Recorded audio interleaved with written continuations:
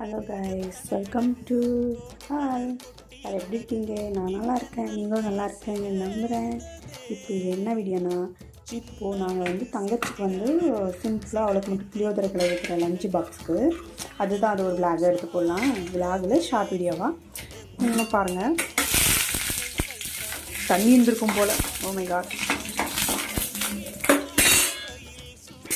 கொஞ்சம் கடலப்பருப்பு,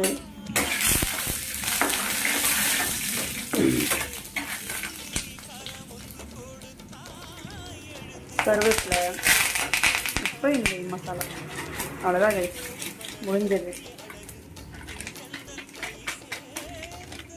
அவ்வளோக்கு மட்டும் சிம்பிளாக லஞ்சுது.